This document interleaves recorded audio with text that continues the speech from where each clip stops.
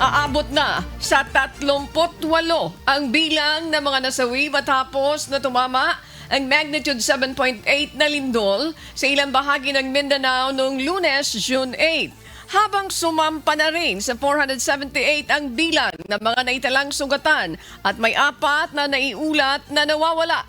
Ayon sa Office of Civil Defense, pinaka-matinding na pinsala ng lindol ang General Santos City at Sarangani, gayon din ang South Cotabato. Batay sa nakalap na datos ng OCD as of 3 p.m. kahapon June 9, aabot na sa 500 milyong piso ang halaga ng pinsalang naitala sa sektor ng infrastruktura sa Davao Region at Sorsogon.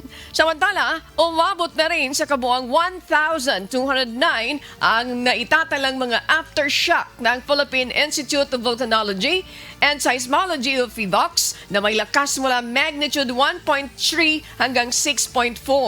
Ayon sa OCD, sa ngayon ay nakasentro na sila sa search and retrieval operations, katuwang ang puwersa mula naman sa Armed Forces of the Philippines, Philippine National Police at Bureau of Fire Protection.